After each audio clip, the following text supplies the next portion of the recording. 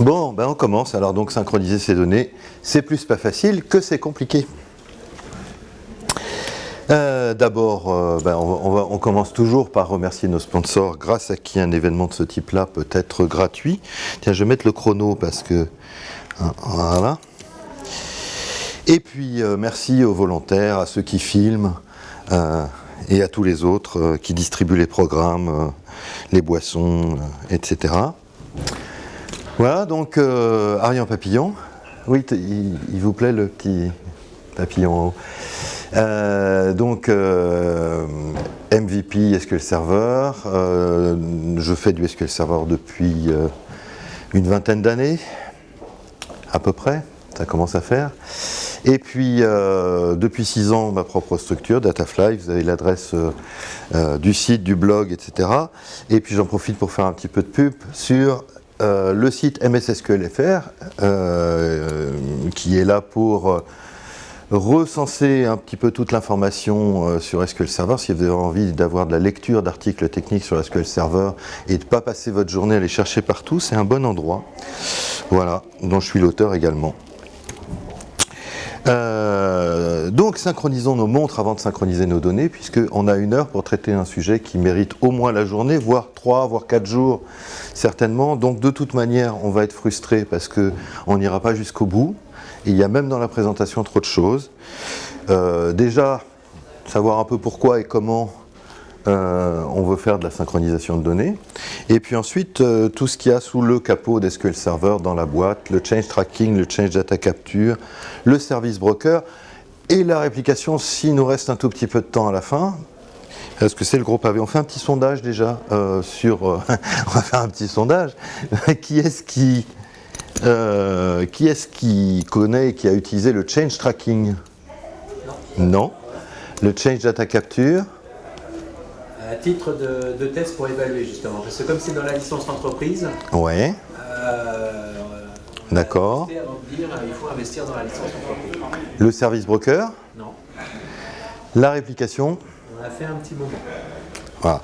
En général, tout le monde connaît la réplication, ça c'est clair, mais on ne connaît pas forcément toutes les autres possibilités qu'on a dans la boîte. Bon, donc déjà, pourquoi est-ce qu'on veut synchroniser nos données? Pour avoir des données identiques dans plusieurs tables, dans plusieurs bases, dans plusieurs instances, sur plusieurs serveurs. Donc, cas type, la base de reporting pour décharger la base de production transactionnelle, l'alimentation de data warehouse, les bases de sites web diverses. Et puis aussi tous les scénarios de données distribuées pour plusieurs applications qui doivent partager les mêmes données, ou pour rapprocher les données de l'utilisateur sur des sites différents, etc. Donc plein de scénarios en fait qui vont être réglés par de la synchronisation de données. L'idée bien sûr c'est de faire de la synchronisation incrémentielle, c'est pas de l'annuler en place, sinon on peut très bien restaurer une sauvegarde. L'idée c'est de répercuter uniquement ce qui change pour que ça soit pas trop lourd sur des bases de données à fort volume. Alors, quelles sont nos contraintes, nos besoins et qu'est-ce qui va nous permettre de définir une solution?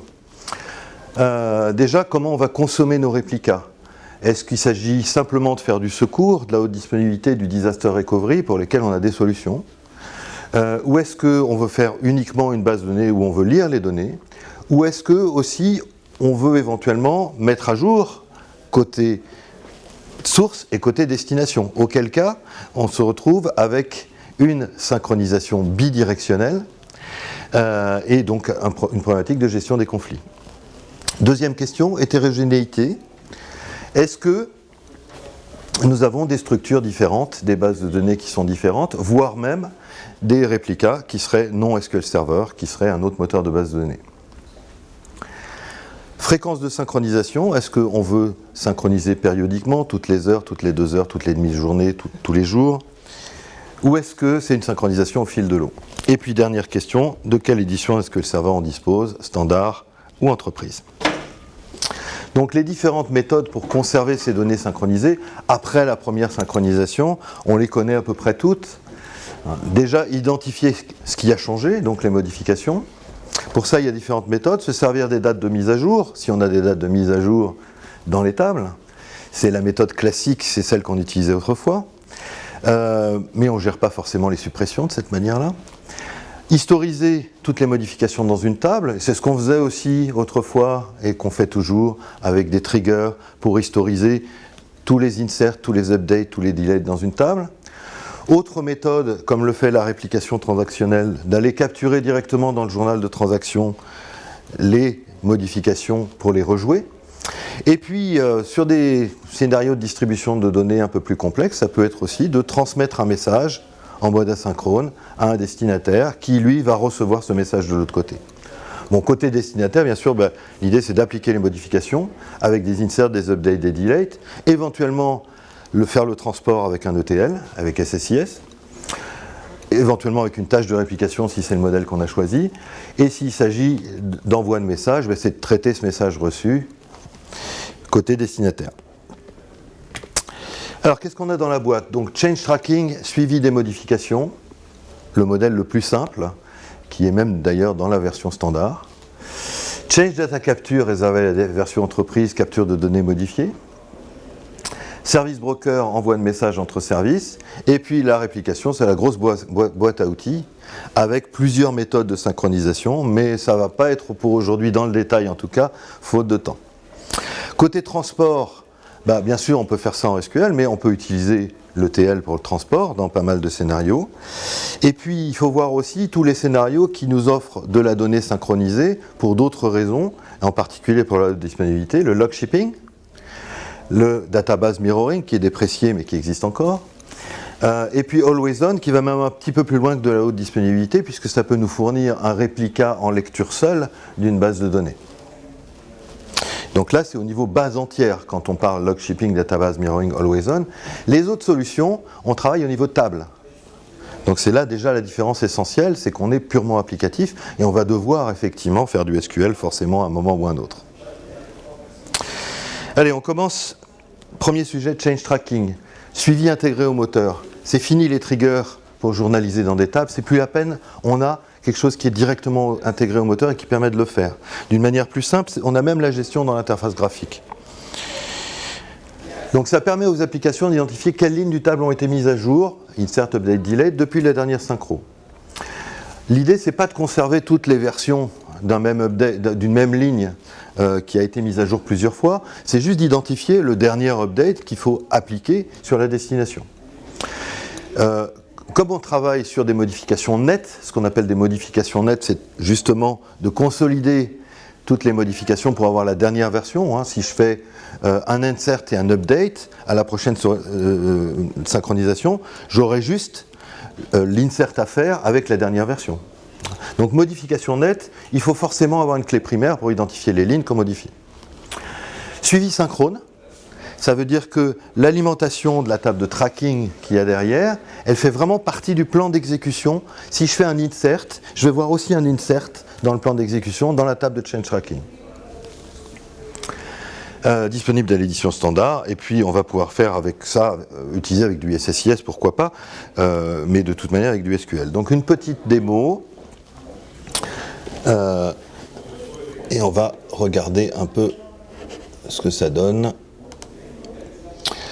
Voilà, donc une démo très simple. Je vais juste créer une base de données avec une table que je vais appeler Change Tracking Source avec 19 000 et quelques enregistrements, une clé primaire, 3 colonnes en plus de la clé primaire. On va voir ce que ça donne. C'est juste la table personne d'AdventureWorks avec 3 colonnes. Voilà.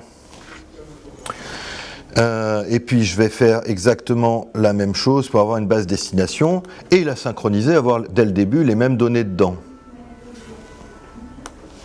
Donc exactement même base, elle s'appelle Change Tracking Destination, je crois. Et j'ai exactement. Donc mes données sont synchrones au départ et donc maintenant je vais pouvoir faire du Change Tracking. Comment je fais du Change Tracking ? Première chose, je l'active au niveau de la base de données. Je peux même le faire dans Management Studio avec clic droit sur la base de données, dans les options pour activer le Change Tracking. J'ai suivi des modifications dans la version française. Je donne simplement une durée de rétention parce que les tables de Change Tracking, il faut les nettoyer de temps en temps. Et un auto-cleanup pour dire que ça va se nettoyer automatiquement. Donc là, pour l'instant, j'ai rien fait, j'ai juste permis à la base de données de faire du change tracking. Deuxième étape, dans la base de données, je vais faire un alter table, enable change tracking, pareil je peux le faire dans l'interface graphique aussi au niveau des propriétés de la table. Je peux éventuellement d'ailleurs traquer aussi quelles sont les colonnes mises à jour, pour savoir quelles ont été les colonnes mises à jour. À partir de là, mon change tracking est activé. Je peux interroger la vue sys change tracking tables pour regarder effectivement quelles sont les tables qui sont suivies. Ça crée quelques petites tables internes qu'on ne peut pas interroger à part à travers la connexion administration dédiée. On voit que j'ai deux tables. Une table qui s'appelle syscommitTab qui va stocker toutes les transactions validées sur les tables traquées. Et puis une table de tracking qui correspond à notre table personne puisqu'elle porte le numéro de l'objet. Donc chaque table traquée. Et ces tables sont des internal tables, donc on ne peut pas faire de select dessus, à part effectivement aller voir avec la connexion administrateur dédiée. OK. Le change tracking fonctionne avec des numéros de version, à savoir qu'à chaque mise à jour, le numéro de version va être incrémenté d'un. Donc si je regarde mon numéro de version, j'ai une fonction qui permet de le faire, change tracking current version. Si je regarde, à l'heure actuelle, mon numéro de version est le numéro 0. C'est logique, j'ai fait aucune mise à jour. Donc, si je veux faire de la synchronisation, le meilleur moyen, c'est d'aller stocker cette valeur-là pour pouvoir savoir la dernière fois que j'ai synchronisé. Pour l'instant, je n'ai pas synchronisé, donc je vais créer une petite table qui contient juste cette valeur de version dans ma table destination. Voilà, je la stocke dans ma base destination. Et comme ça, je pourrai à chaque fois savoir quelle était ma dernière synchro. On va faire quelques petits updates, insert, delete. Donc, j'update l'enregistrement, la ligne 1, ID 1 avec Steve Ballmer. Je le refais une deuxième fois avec Satya Nadella, parce que ça a changé. Je supprime l'ID 2, j'insère un ID 310 et je réupdate l'ID 310 d'ailleurs, que je vais d'ailleurs même faire ça ensuite, juste pour voir. Je vais faire ça 5000 fois. Donc 5000 fois, j'insiste lourdement, c'est bien Bill Gates que je veux écrire dans le 310, donc 5000 updates, comme ça je suis sûr que c'est bien écrit. Ok, et donc, voyons ce qui a été traqué. Alors déjà, quelle est ma current version maintenant ? 5004. Effectivement, j'ai fait 5004 modifications. Et puis, avec la fonction change tracking min valide version, je vais vérifier quelle est la version minimum que j'ai dans mes tables de tracking, c'est la 0. Donc je peux bien avoir toutes les modifications entre maintenant version 5004 et 0 qui était à l'origine. Et en faisant une interrogation, alors c'est toujours compliqué avec des petites définitions, en faisant une petite interrogation avec la fonction change tables en précisant le nom de la table et le numéro de version, je vais avoir toutes les modifications nettes qui se sont passées sur cette table-là. Tout simplement. Modifications nettes, j'en ai que 3, on est bien d'accord. J'ai fait 2 updates sur la ligne 1. C'était Steve Ballmer, Satya Nadella. Donc j'ai un seul update à faire, qui est le dernier. J'ai fait un delete. Et j'ai fait un insert et j'ai mis à jour 5000 fois ce même insert. Donc c'est bien un insert. D'accord ? Donc ça, c'est des modifications nettes. Ok, je peux d'ailleurs, comme j'avais activé le suivi des colonnes, savoir quelles sont les colonnes qui ont été mises à jour. J'ai une fonction change tracking is colon in mask qui me permet effectivement d'aller savoir ici, sur la ligne 1, j'ai mis à jour le first name, le last name, mais pas le person type. Sur le delete, forcément, j'ai touché à tout, et sur l'insert aussi. mais on voit bien quelles colonnes ont été mises à jour. Donc à partir de là, c'est assez facile de bâtir une solution de synchronisation. Si on le fait extrêmement rapidement, alors je peux mesurer aussi combien de transactions ont été faites, je peux aller mesurer le stockage consommé dans mes tables internes. Tiens d'ailleurs, mes tables internes, petite question. Si je me connecte en connexion administrateur dédié, je peux déjà regarder quelles sont mes tables. Alors syscommit table et ma table de change tracking. Pourquoi je ne trouve pas, je ne suis pas dans la bonne base surtout. Hop, on revient. Allô.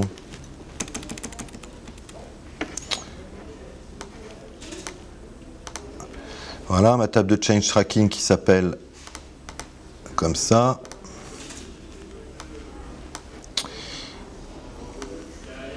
Oh bah c'est bien, c'est le même numéro d'objet, ça pose pas. Si je regarde dans ma table de tracking, que normalement je ne peux pas atteindre, je vois bien que j'ai 5004 lignes.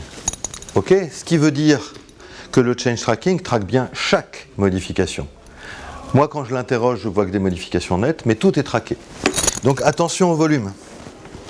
Attention aussi à l'intégrité de données, et en particulier, quand vous faites l'interrogation, ce qui est recommandé, c'est d'avoir une isolation snapshot si on veut avoir la garantie qu'on ait une image cohérente au moment de la synchronisation. Ok, si on veut synchroniser nos tables, regardons ce qu'on a dedans, tout simplement. C'est très simple. Dans la source, j'ai bien supprimé le 2, mais j'ai le 1 qui est Satya Nadella, le 310 que j'ai créé. Dans la destination, je n'ai pas synchronisé, donc j'ai les anciens. Je n'ai pas le 310, mais par contre j'ai le 1 qui est sans chaise et le 2 qui n'a pas été supprimé. On est bien d'accord. Donc pour synchroniser, rien de plus simple. Je récupère ma version stockée. Je vérifie éventuellement quelle est la version valide, et puis là je peux récupérer toutes les modifications de cette manière-là qui vont me permettre de synchroniser puisque je sais quelle opération faire, un update, un delete, un insert. Ok, je le fais en réalité, donc je peux synchroniser. Je fais une requête du change table pour l'insert, une autre pour l'update, un troisième pour le delete, simplement avec une jointure, d'accord? Là, pour le delete, je prends mon table. Pour l'update, bien entendu, je fais une jointure avec la source. Ok? C'est clair? Et derrière, si je vérifie, bien entendu, j'ai synchronisé mes données et je vais retrouver exactement les mêmes lignes de part et d'autre. Ok, et bien entendu, comme j'ai synchronisé, qu'est-ce que je fais? Je stocke dans ma table de version le dernier numéro de version pour la prochaine synchro. Ok?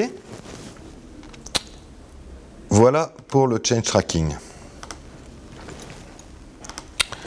On continue, donc la manière dont ça marche, très brièvement, on a vu activer sur la base, activer sur chaque table concernée, conserver le numéro de version, et après extraire avec le change table, éventuellement savoir quelles colonnes sont modifiées, etc. Donc, disponible dans la version standard. Deuxième sujet, on avance, change data capture. Là, l'idée, c'est l'autre méthode, capturer dans le journal de transaction exactement comme on le ferait avec de la réplication transactionnelle. Donc, ça capture toutes les activités de mise à jour, et là, on le dit dès le départ. On a vu que le change tracking, ça capturait tout, mais qu'on ne voyait que des modifications nettes. Là, je vais avoir le choix, soit d'avoir des modifications nettes, soit d'avoir des modifications détaillées. Donc, toutes les activités de mise à jour, fournir l'historique détaillé des changements au besoin, suivi asynchrone, et là, c'est complètement différent. C'est un job de log reader qui lit le journal de transaction, qui fait le tracking. Et donc, c'est totalement asynchrone et en dehors du plan d'exécution, contrairement au change tracking. Le scénario, c'est une synchronisation périodique aussi, vers SQL Server ou non, puisque une fois qu'on a récupéré les données, on peut aller les injecter où on veut, pour peu qu'on utilise SSIS. Et justement, c'est ce qui est intéressant dans le Change Data Capture, c'est que SSIS nous fournit des composants spécifiques pour directement aller simplifier le processus de gestion du Change Data Capture et directement aller interroger les modifications qui ont été faites. Ok. On regarde le Change Data Capture. On va faire un peu de place sur l'écran. Voilà. Même principe, je crée la même base source, je l'appelle CDC source, et la même base destination, c'est exactement la même chose, je vais l'appeler CDC dest, avec les mêmes données, c'est la même table que tout à l'heure. Je ne sais pas si on voit bien par contre. Il y a un peu de soleil, j'ai l'impression. Mais voilà, donc 19 972 lignes de chaque côté, exactement la même chose. Et on va repartir de là pour faire du Change Data Capture. Alors, comme je veux faire de la synchro après avec SSIS, je vais créer des petites tables de staging pour pouvoir stocker temporairement tous les inserts que j'ai à faire, tous les updates, tous les deletes. Donc, un staging person insert, un staging person update, un staging person delete. Voilà. 3 petites tables vides pour l'instant. Ça va me permettre de faire mes modifications par lot, par la suite, dans la suite de la démo. Pareil, activer le Change Data Capture, ça se fait d'abord au niveau de la base de données, mais avec une procédure stockée SPCDC enable DB. OK. Hop là. D'accord. Bien sûr, je peux interroger si c'est activé. OK.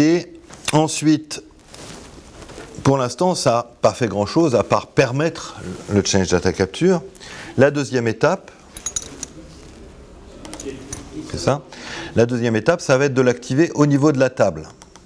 Et pour l'activer au niveau de la table, j'ai la procédure stockée SPCDC enable table, à laquelle je fournis principalement 2 choses qui sont le nom de la table, le schéma et le nom, un rôle de sécurité éventuellement pour limiter l'accès aux données modifiées, et puis différentes options facultatives, mais qui sont intéressantes. Je peux donner un nom d'instance à mon instance de capture de données modifiées.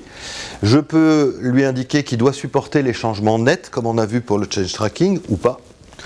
S'il supporte les changements nets, il va soit se servir de la clé primaire, soit je peux lui fournir un autre index dont je fournis le nom.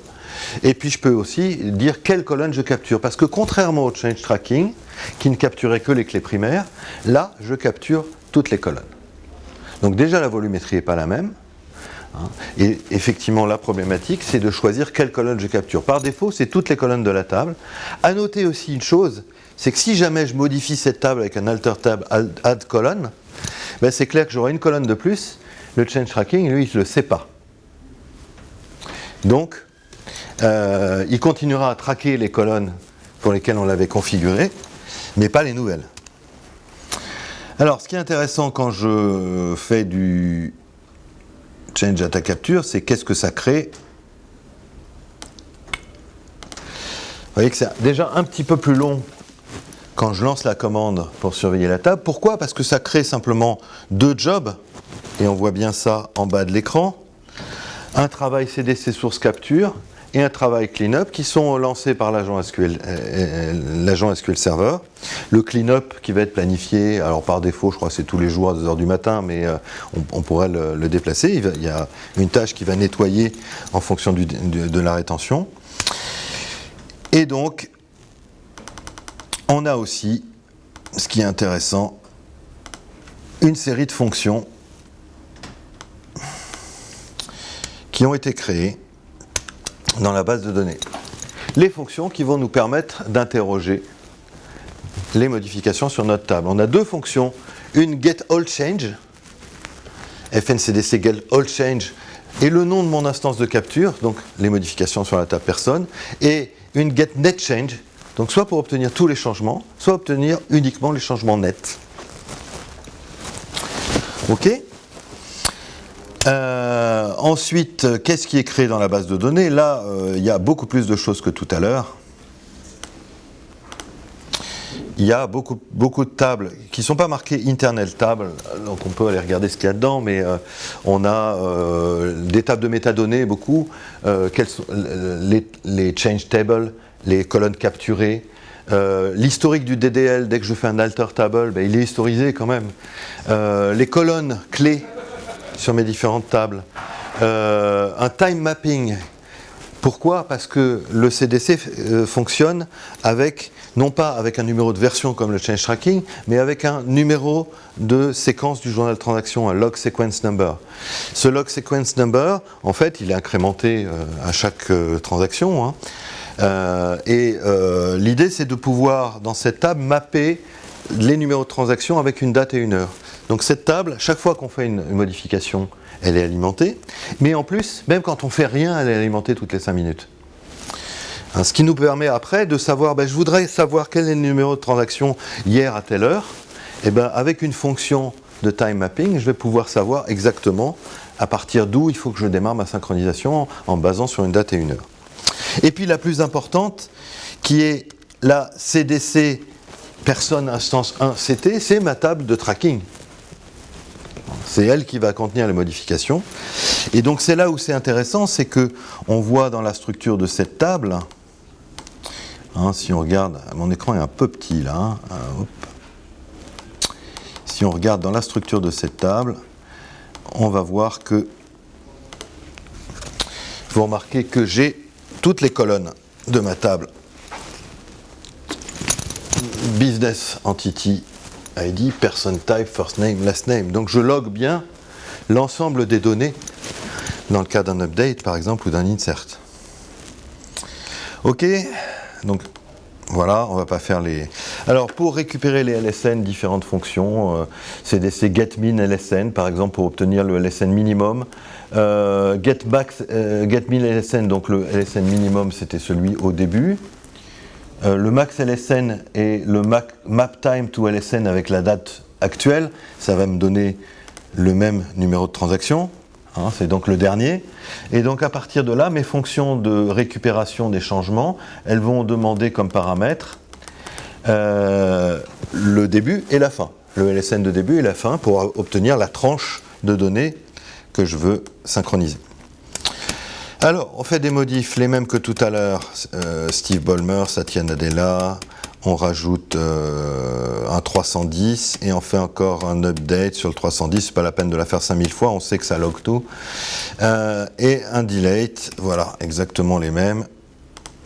Comment récupère-t-on les modifications dans ce cas-là?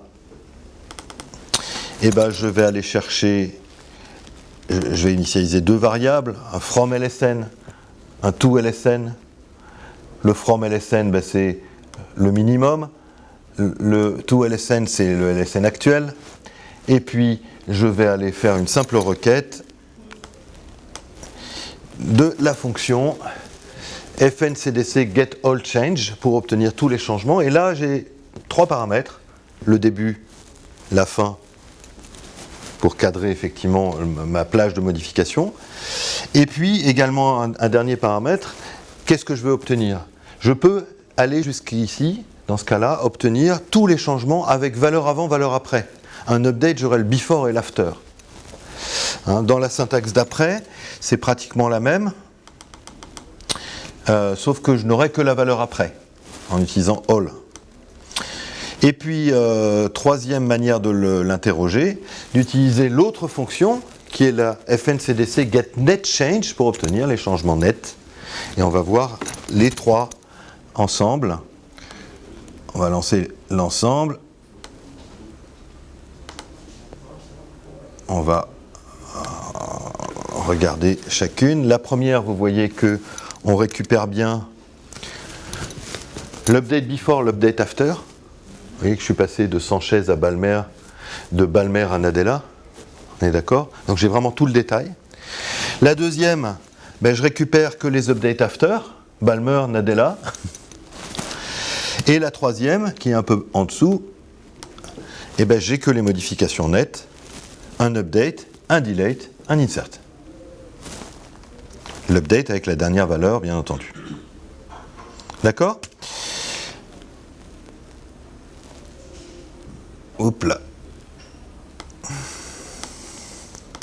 Alors, zoom. On va regarder maintenant comment ça se passe avec SSIS. J'ai une petite question là sur le Oui. data capture. Puisque c'est un log reader synchrone, si on a un backup log assez fréquent. C'est comme la réplication, c'est-à-dire que tant que ça n'a pas été capturé, le log ne peut pas être vidé. D'accord, donc en fait il est prioritaire le job là. C'est pas qu'il est prioritaire, c'est qu'il faut que les transactions aient été retirées du journal de transaction, aient été lues pour qu'effectivement elles puissent être vidées par un backup log. Même problème que la réplication. Donc il faut faire attention, oui. Faire attention que si notre change data capture. Qu'on a une capture qui se fait. Alors, on sauvegarde bien les transactions, par contre on ne peut pas vider le journal. Donc le problème c'est que si notre change data capture tombe en panne, du coup, pendant un bout de temps, notre journal de transaction il va grossir et grossir. C'est le même principe que de la réplication transactionnelle, hein. Ça base exactement sur la même chose. Donc bon, pour l'activer, on a vu dans la base sur chaque table, localiser les LSN, extraire les modifications avec les deux fonctions. Voilà. Ce qui est intéressant, c'est l'utilisation avec SSIS.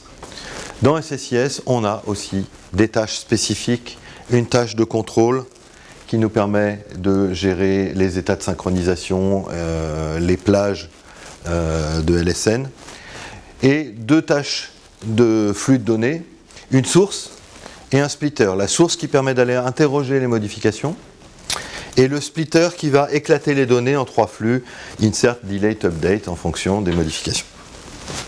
Ok, donc comment est-ce qu'on fait ça avec SSIS? Juste un petit package pour regarder. Première chose, j'initialise mes données.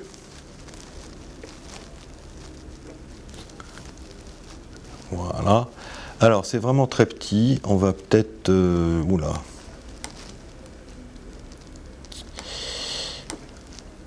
On va essayer de faire de la place. Voilà. Pour initialiser mes données, hein, on est d'accord, c'est une initialisation, je vide ma table destination.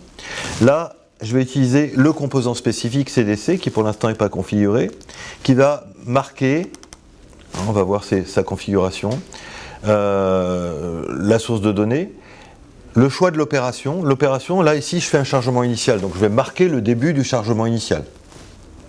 J'ai plusieurs options, marquer le début du chargement initial, la fin du chargement initial, le début de la capture de données modifiée, et l'étendue de traitement et l'étendue traitée, c'est pour les modifications incrémentielles justement. Donc ici, je stocke ça dans une variable du package, qui est déjà créée, et puis au passage, je vais aussi stocker ça dans une table, un peu comme je l'ai fait pour le change tracking, et j'ai une table qui s'appelle CDC State, comme là elle n'existe pas encore dans ma base de données, je vais juste la créer. Voilà. OK. Et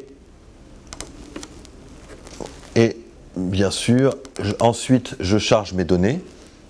Alors, regardez pas ceux qui sont à droite, qui sont un autre flux qui est désactivé. Hein. C'est un deuxième exemple.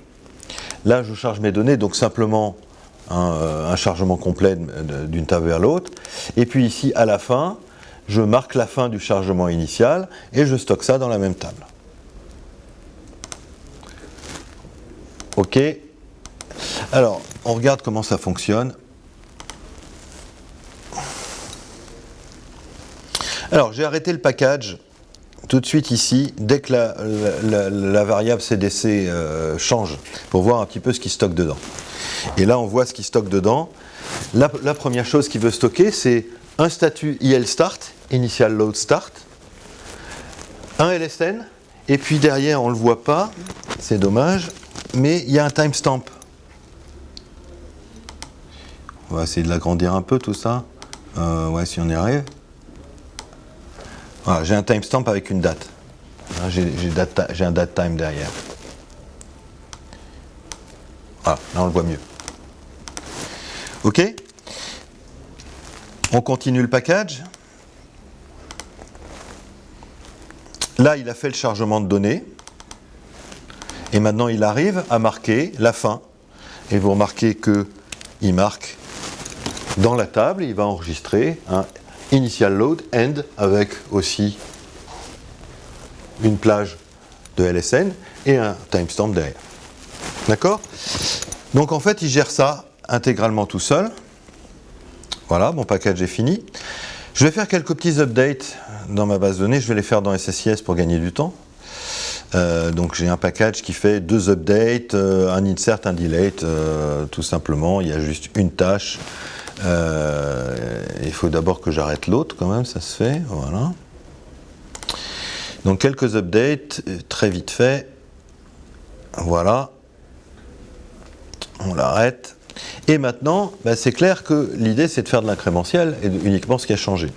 Et pour ça, je vais utiliser pareil les composants, mais je vais utiliser mes tables de staging que j'ai créées tout à l'heure, qu'il faut que je vide d'abord. Et je vais utiliser pareil le composant de contrôle CDC ici pour dire j'obtiens l'étendue de traitement. D'accord. Et pareil, je stocke l'état dans une table.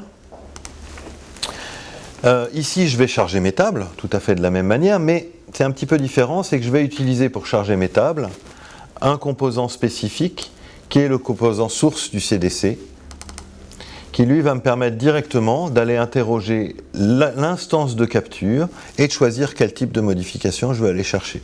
Donc je veux les modifications nettes pour l'instance de capture personne instance 1. Ok. Et puis comme j'ai besoin de mes différents flux, je vais utiliser un splitter, lequel splitter va me renvoyer mes updates vers ma table staging update, mes inserts vers ma table insert, mes deletes vers ma table delete. Ok. Et puis à la fin de ce chargement incrémentiel, je fais mes mises à jour simplement avec du SQL, avec un insert et un insert select, un update from, un delete from, et puis je finis en marquant la fin de l'étendue traitée. Ok. Alors ce qui est amusant là-dedans, c'est que si je le démarre, la première fois, il me dit tiens, votre statut il était IL end, il lit la table, bon ok. Je vais faire un IL update parce que c'est la première fois que je le lance. Il se dit il a pu se passer quelque chose pendant votre initial load, donc éventuellement je vais faire une mise à jour, c'est-à-dire que je vais aller chercher si dans la plage de l'initial load il n'y a pas aussi des choses qui se sont passées et que je n'aurais pas capturées. Donc en fait la première exécution là il va rien faire parce que j'ai pas fait de modification pendant le chargement initial, c'était un peu rapide d'ailleurs. Et voilà, donc il fait initial load, puis à la fin, il a rien chargé du tout. Si on regarde ici, c'est vraiment un peu petit. Vous remarquez qu'il n'y a aucune ligne qui est passée. Et à la fin, on va essayer de réduire un peu tout ça, du chargement, il me met un statut TF end. Alors TF c'est trickle feed, autrement dit juste la partie modifiée. Donc là j'ai fait ma modification incrémentielle, j'ai fini. D'accord. Donc là en fait il faut que je le relance une deuxième fois. Donc je vais déjà jusqu'au bout pour le finir. Voilà, je le relance une deuxième fois. Et là il va effectivement prendre mes mises à jour. C'est-à-dire que là il partait d'une valeur trickle feed end, ok. Il continue, et là, la valeur qu'il prend, c'est trickle feed start. Et là, il va effectivement prendre mes modifications. Et trickle feed end, et au passage, si vous regardez ce qu'il a fait, deux updates, un insert, un delete, ok. Et donc mes données sont synchrones à l'autre bout, puisque ma tâche SQL les a mises à jour. Voilà. Donc pourquoi est-ce qu'il y avait un deuxième chemin sur l'initialisation? C'est si on ne voulait pas que ça fonctionne comme ça, on pouvait détourner le truc et à la place de mettre un initial load start, d'aller dire je démarre mon CDC ici, ça va écrire un TF end directement. Je fais un TF start et je fais mon initial load. Ce qui évitait d'avoir un double passage derrière de mon package SSIS. Ok? Donc vous voyez que c'est complètement pris en charge par SSIS, ce qui est quand même un côté assez pratique. Voilà pour la démo. Et alors vous voyez qu'il est déjà 10h45 et que du coup ça va être chaud là pour Service Broker. La réplication, j'en parle même pas. Mais bon, je vous avais dit que ça passait pas en 1 heure. Bon. Service Broker, c'est encore autre chose. Communiquer par message entre bases de données. Donc, un middleware orienté message, c'est un outil de messagerie de base de données qui permet de gérer des flux de données de manière totalement asynchrone, avec une garantie d'ordonnancement et de remise entre bases ou serveurs SQL Server. C'est déjà utilisé dans SQL Server par différents composants, database mail, query notification, notification d'événements, et c'est utilisable pour plein de scénarios de données distribuées, relativement complexes en général, en particulier quand les bases de données sont très différentes, et qu'il y a, en fait, l'idée c'est de pouvoir envoyer un message, j'ai mis à jour telle ligne, je veux que vous exécutez quelque chose d'autre de l'autre côté. Disponible à l'édition standard, et mise en œuvre intégralement en TSQL, là on n'a pas d'interface graphique. Dans l'interface graphique, quand vous essayez de créer un nouveau composant Service Broker, ça vous ouvre un script où vous n'avez plus qu'à remplacer les valeurs. Donc on ne peut pas appeler ça une interface graphique.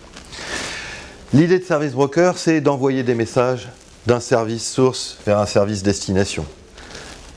Pour pouvoir envoyer un message avec une commande send, eh ben, il faut déjà créer tous les composants qui vont bien, activer Service Broker dans chacune des bases de données, et puis créer différentes métadonnées, en particulier un type de message pour bien normer quel type de message on peut envoyer. Un contrat qui va permettre de dire qui peut envoyer quel type de message. Et puis une file d'attente. Chaque service doit avoir une file d'attente pour recevoir les messages. La file d'attente, c'est une table. C'est une table spécifique, mais c'est une table. Au passage, il y a une petite vue qui s'appelle SysTransmission Queue. Il y a aussi une file d'attente interne pour l'envoi. Comment ça se passe quand on envoie un message d'un serveur à un autre ou d'une base à une autre? En fait, le service pousse ça dans la file d'attente de transmission. Le service broker s'occupe de l'envoyer au service distant et on retrouve le message dans la file d'attente de réception du service distant. Si je veux faire du réseau, bien entendu, si je suis sur 2 instances, sur 2 serveurs différents, je vais avoir quelques petits composants en plus pour que ça puisse communiquer. En particulier, un point de connexion pour service broker avec un port. Donc là, je vais utiliser un port 4037, là un 4038. Normalement, ça devrait être 4038, en tout cas. Et puis éventuellement, une table de routage à alimenter en créant des routes pour dire, si on veut parler au service qui s'appelle Data Synchro Service ici, la route, c'est telle adresse IP, tel port. Et pareil dans l'autre sens, pour qu'on puisse avoir une communication dans l'autre sens. Donc ce qui est intéressant, c'est que c'est un système qui permet réellement une forte montée en charge, puisque on est totalement asynchrone. On fait que juste pousser un message dans une file d'attente et ensuite c'est Service Broker qui se débrouille. Un exemple. Alors l'exemple il est un peu long quand même, donc on va essayer de le faire rapidement. J'ai une base source, pareil, toujours la même, sauf que là on va travailler sur 2 instances. Donc ma base source, je vais la créer sur une première instance, mon instance 2014, SB source. Ma base destination, par contre, je vais la créer. Vous voyez que c'est en bleu. Le bleu, c'est mon instance 2012. Le vert, c'est mon instance 2014. Je le fais sur un même serveur, mais ça pourrait très bien être sur des serveurs différents, bien entendu. Ça serait exactement la même chose.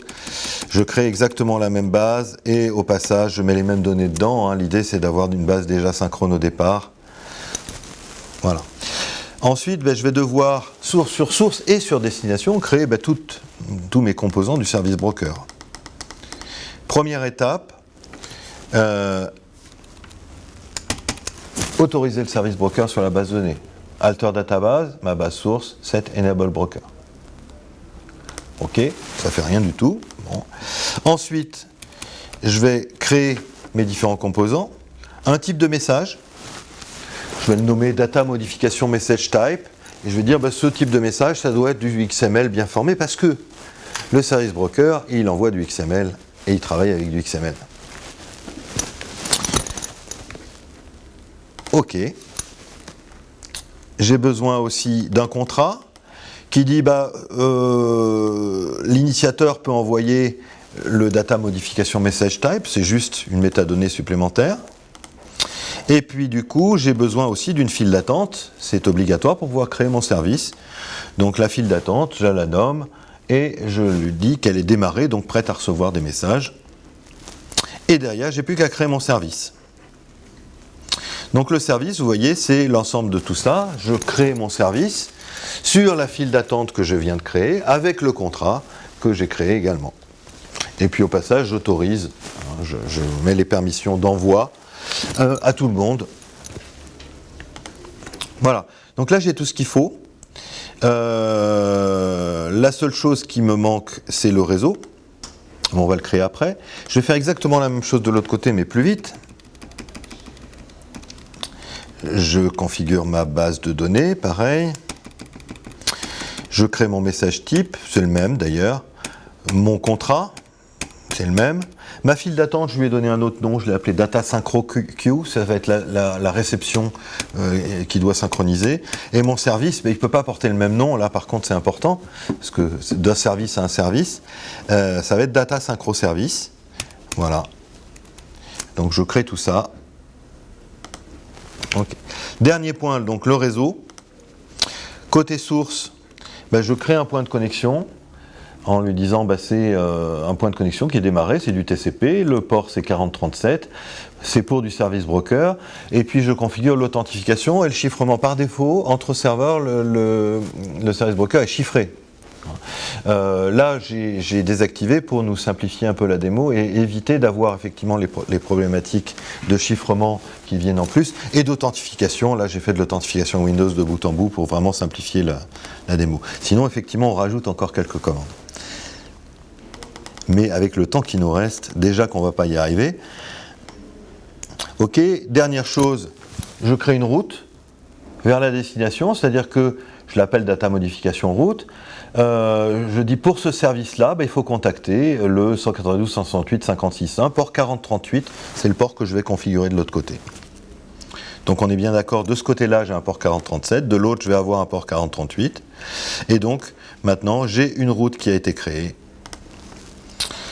En plus de la route locale qui existe déjà par défaut, j'ai une route vers un service distant.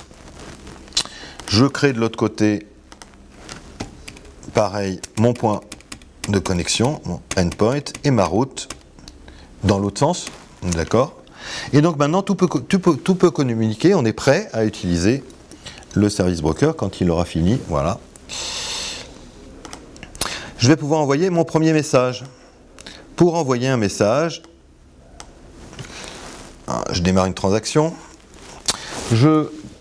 Première chose que je fais, je démarre un dialogue, une conversation entre le service présent sur ma source et le service distant que je vais pouvoir contacter grâce à ma route avec le contrat que j'ai prévu et sans chiffrement pour me simplifier la vie.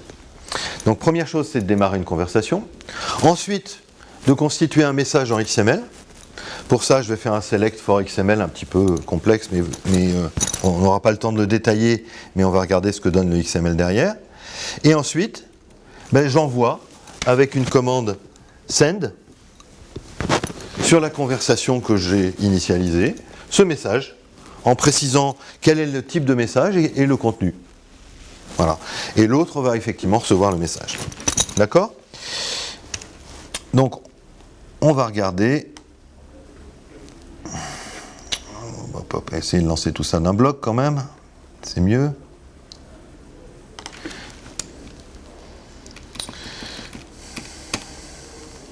Et on va regarder aussi, tiens, où se trouve le message. Dans la file d'attente, il n'y sera pas. Il ne passe pas par là. La file d'attente dans la source. Par contre, il va passer dans la file de transmission. Avec un peu de chance, on va le voir. Et puis on va pouvoir regarder aussi la vue 6 conversations endpoints qui va nous montrer qu'il y a une conversation en cours établie, en train de converser, etc. Ok. Voilà. Alors qu'est-ce qu'on voit ?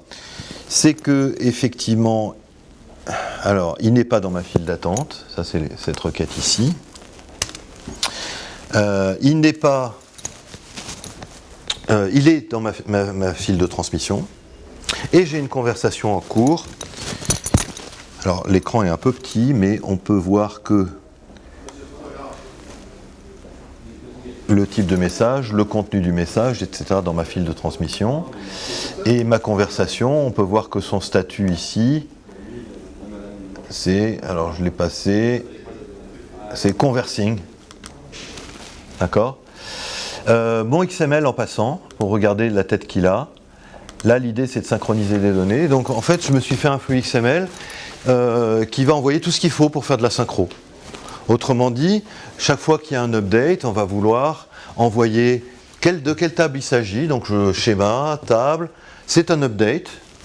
Et puis, la colonne clé, parce que pour faire un update, il me faut une clé primaire, ou une clé unique en tout cas. Je vais envoyer toute la structure de la table, tant qu'à faire. Comme ça, effectivement, de l'autre côté, je vais pouvoir reconstituer tout ce qui va bien. Et puis, bien entendu, le contenu de mon update avec les données de la table. Donc, voilà, mon paquet XML, j'ai 3 lignes à mettre à jour de l'autre côté. Je connais la clé, la structure, et ce que je dois faire et sur quelle table. Voilà, c'est ça l'idée, en fait. Bon, après, tout est faisable, puisque justement, là, on est complètement ouvert avec du service broker à d'autres scénarios. Hein. Ok, là, c'était faire quelque chose d'un petit peu générique.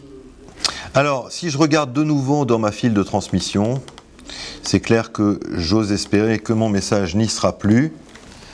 Hein. Et pour cause, parce que maintenant, il est arrivé quand même depuis le temps. En fait, il a passé une demi-seconde peut-être dans ma file de transmission. Et maintenant, il est dans ma file de réception de ce côté-là. Donc, il est bien arrivé ici. Et ma conversation est bien active aussi. Si je regarde la vue 6 conversation endpoint, elle est active des deux côtés. Ok, donc si je veux retirer ce message, alors je peux le lire sans le retirer, mais l'idée c'est de le consommer. C'est-à-dire d'utiliser ce message et de le retirer de la file d'attente. Pour ça, la commande, c'est une commande receive dans laquelle je vais récupérer le handle de conversation, le type de message, le contenu du message. D'accord ? Donc je vais pouvoir afficher, et voire même traiter ce message et faire quelque chose avec.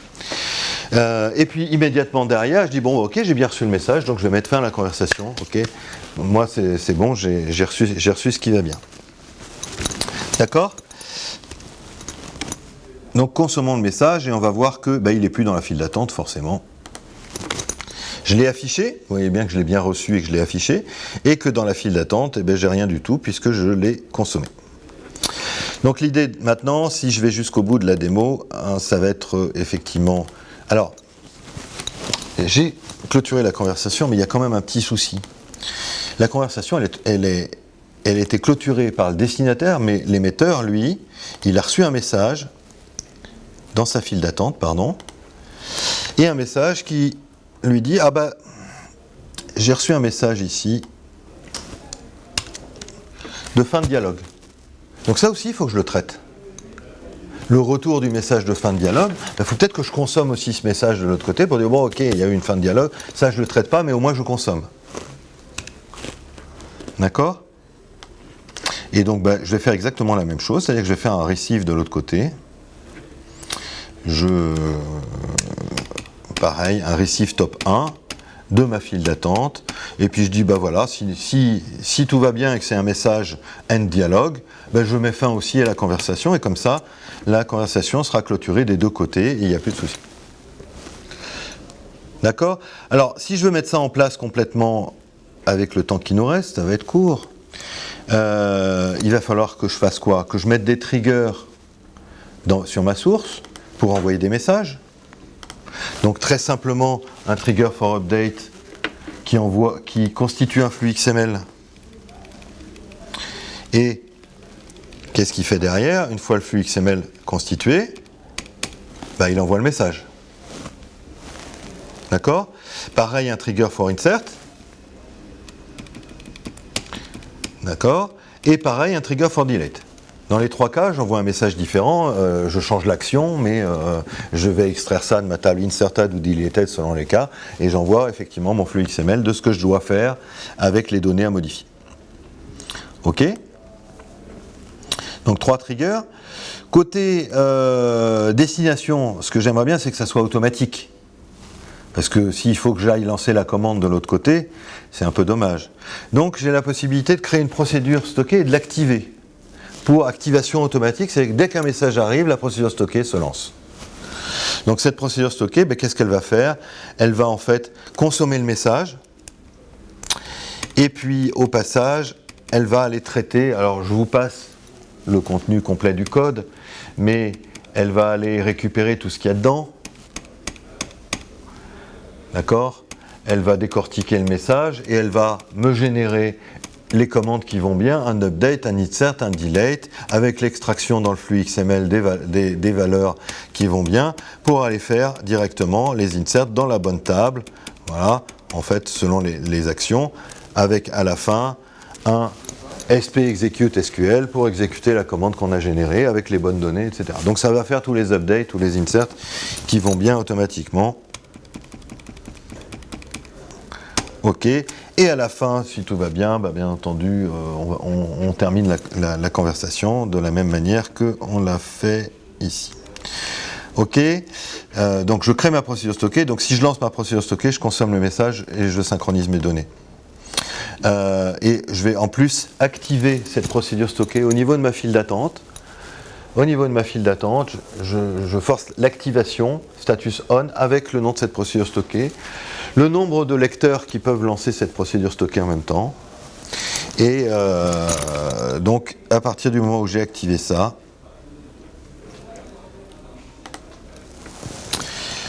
automatiquement, mes messages sont traités. Dernière étape, côté source, je vais activer aussi.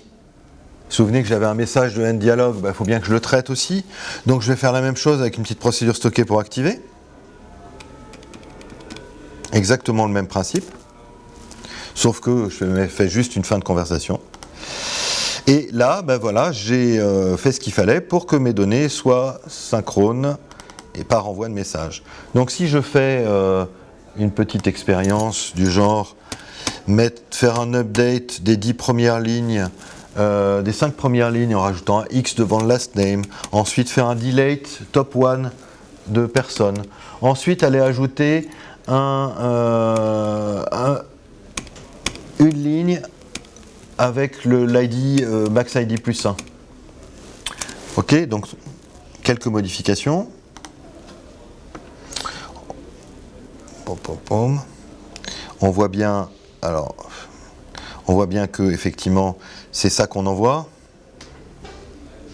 Et au passage, comme dans mes triggers, j'avais laissé volontairement un select pour qu'on le voit passer, on voit les messages qu'on a envoyés. Ok. Donc, voilà, si je prends l'update, voilà, on voit bien chaque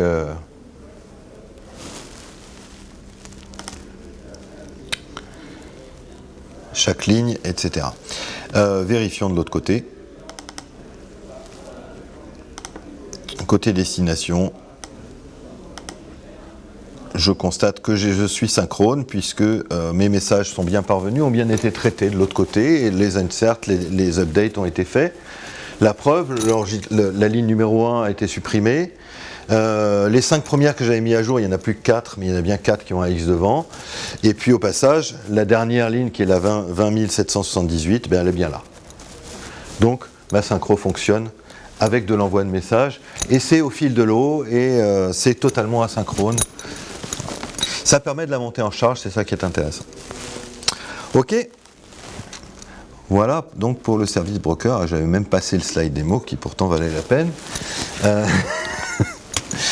Alors, mise en œuvre, on a vu activer service broker sur la base, créer les objets, message type contrat, queue, service endpoint route, initialiser la conversation et envoyer. De l'autre côté, recevoir et terminer la conversation. Voilà en gros la synthèse. Et la réplication dans tout ça. Combien de temps il nous reste? 2 minutes. 5 minutes, allez. Malheureusement, ça mériterait, de toute manière, la réplication mérite une journée à elle toute seule. Donc, c'est clair que là, on va être obligé de faire une synthèse en 5 minutes qui va être un peu serrée. Donc, un ensemble de technologies pour copier, distribuer, synchroniser ces données. Alors, quand on dit synchroniser ces données, c'est des articles. Un article, c'est quoi? C'est une table ou une partie d'une table, puisqu'on peut filtrer horizontalement ou verticalement. On est d'accord que je peux synchroniser certaines colonnes ou certaines lignes. Basé sur un modèle à 3 rôles. Alors c'est entre bases de données. Un modèle à 3 rôles, éditeur, distributeur, abonné. L'éditeur, c'est celui qui offre ces données à synchroniser. Le distributeur, c'est celui qui va faire le boulot d'aller chercher ces données et de les mettre à disposition des abonnés. Et l'abonné, c'est celui qui reçoit. Bien entendu, ces 3 rôles pourraient être même sur le même serveur, puisqu'on peut répliquer d'une base vers une autre sur le même serveur. Ça utilise des agents de réplication qui sont des exécutables lancés par l'agent SQL Server. Et ce qu'il y a de bien, c'est qu'on a un super assistant pour configurer dans Management Studio. Là, pour une fois, on a une interface graphique qui ne permet pas de tout faire. C'est clair que très rapidement, dès qu'on veut faire des choses un petit peu plus pointues, on va être obligé de faire ça en ligne de commande. Mais tout se script, et donc aucun problème de ce côté-là. Disponible en édition standard, sauf un modèle de réplication, une topologie, la topologie peer-to-peer qui permet d'être multimètre, mais c'est effectivement un cas d'espèce, c'est pas ce qui est le plus utilisé. Scénario, synchronisation périodique ou au fil de l'eau pour certains modèles, la réplication transactionnelle, la réplication de fusion, ça peut être de la réplication au fil de l'eau. Vers SQL Server ou vers d'autres plateformes prises en charge, ou même, voire même depuis d'autres plateformes prises en charge. Maintenant, il faut être très clair là-dessus. La réplication hétérogène depuis Oracle, ça existait, et ça existe encore dans les versions actuelles. De toute manière, c'est déprécié. Et donc, ça ne sera plus pris en charge dans les dernières versions. Donc, de baser des choses là-dessus, ce n'est pas forcément une bonne idée. Et la réplication vers un abonné non SQL Server, c'est marqué aussi comme déprécié. Donc ça veut dire qu'on ne fera plus de la réplication qu'entre SQL Server et SQL Server. Ce qu'offre la réplication, donc 3 types de réplication. Le snapshot basé sur une copie des données. La copie des données, c'est brutal, c'est du BCP. On capture le schéma et les données avec du BCP. Très bien pour une première synchronisation ou pour un annule et remplace. La transactionnelle qui va nous rappeler quelque chose, puisque elle va nous rappeler le change data capture, basé sur un log reader. C'est rigoureusement le même principe que le change data capture. Pour maintenir synchrone des réplicas, attention, on est typiquement avec de la réplication transactionnelle monodirectionnelle. C'est-à-dire d'une source vers une destination, laquelle va être utilisée en lecture. On ne va pas modifier les mêmes données, sinon on génère des conflits de réplication.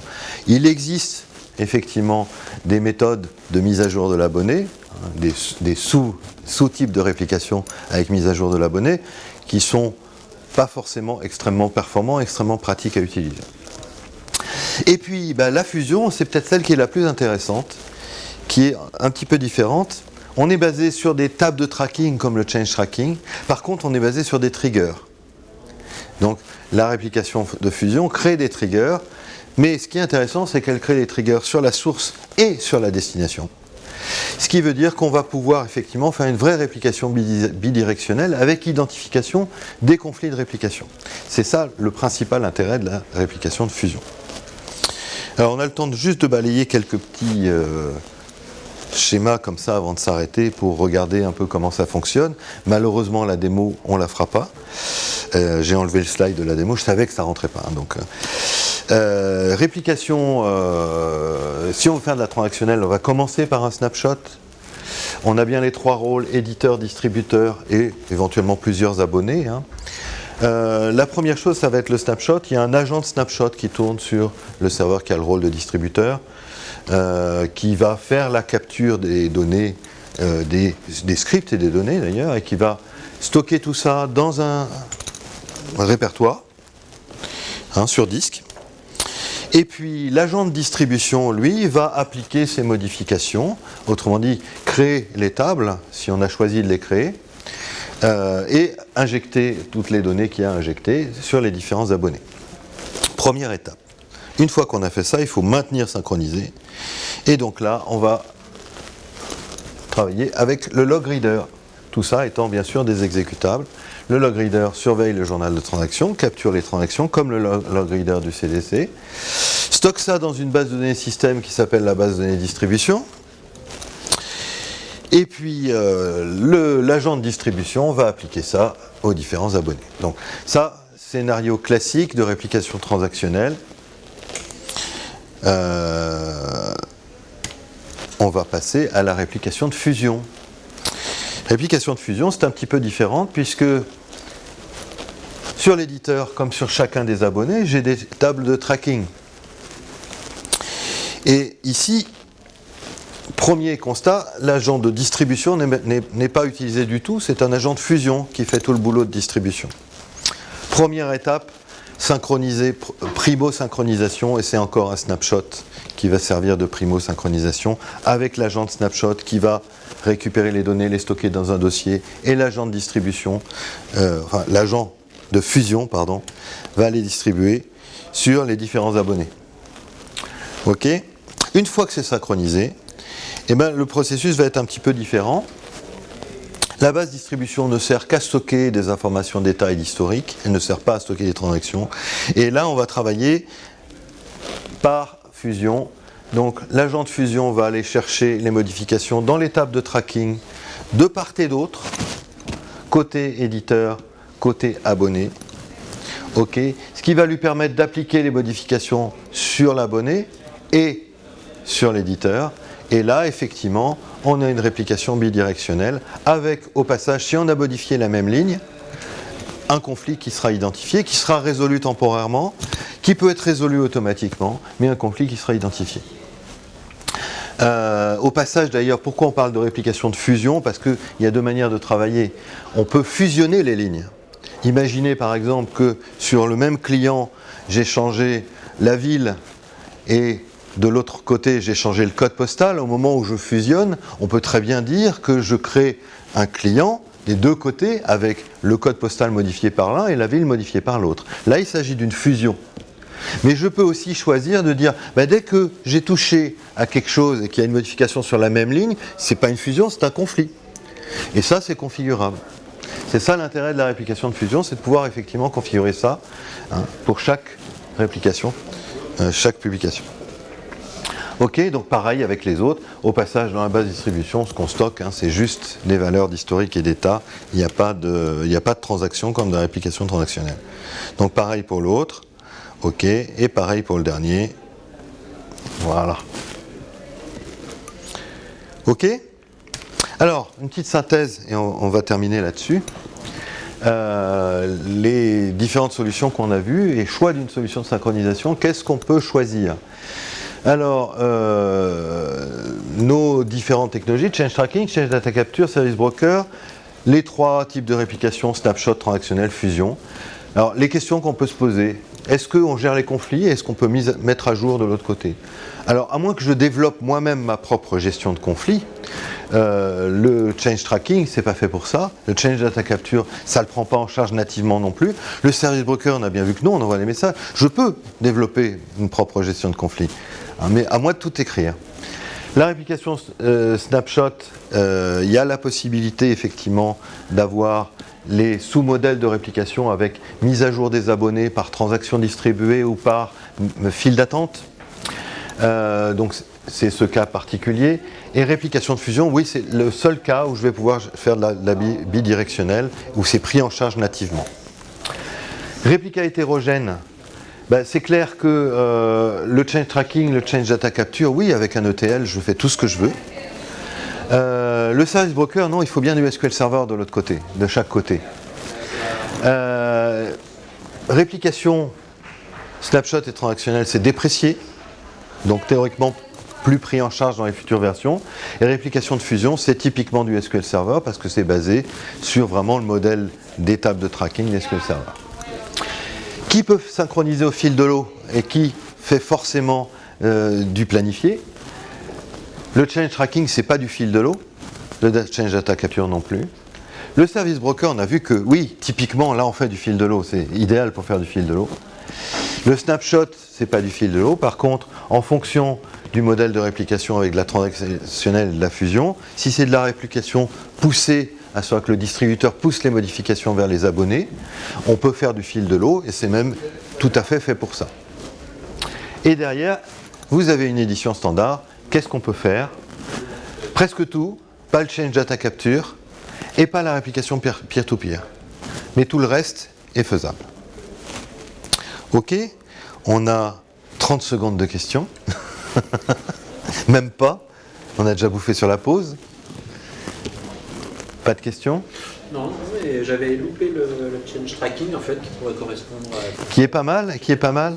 Alors, faites attention avec le change tracking à l'intégrité des données au moment où vous lisez sur une base active. Ce qui est recommandé normalement, c'est d'être en isolation snapshot, ce qui n'est pas forcément pratique, mais la problématique, elle est là. C'est qu'on n'a pas tous les mécanismes que vous avez vus avec le change data capture qui permet de reprendre si des transactions ont été faites pendant le load, etc. Donc on est moins... voilà. Mais effectivement, c'est un super moyen. Ouais. Vérifiez aussi la volumétrie que ça prend avec le change tracking. De bien contrôler. Et la petite problématique aussi, c'est le clean. Le nettoyage du change tracking, vous ne contrôlez pas à quel moment il se fait. Et donc le problème, ça peut être les contentions au moment où il fait son clean. Il y a un thread de nettoyage et vous ne pouvez absolument pas maîtriser à quel moment tourne le thread de nettoyage. Vous pouvez empêcher de nettoyer par contre. Vous pouvez dire non, pas de clean automatique. Et on peut le forcer? Non. Vous ne pouvez pas déterminer à quel moment il va tourner. Par contre, vous pouvez ne faire qu'il ne tourne pas du tout. Et à ce moment-là, du coup, il y a peut-être moyen de jouer effectivement. C'est ça les inconvénients du change tracking. La volumétrie que ça peut prendre et le clean derrière qui peut être pénalisant. Ok, voilà, et donc on va s'arrêter là, presque dans les temps.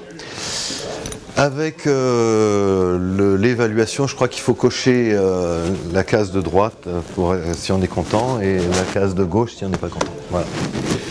Et on peut en plus gagner des cadeaux. Voilà. Merci. Merci.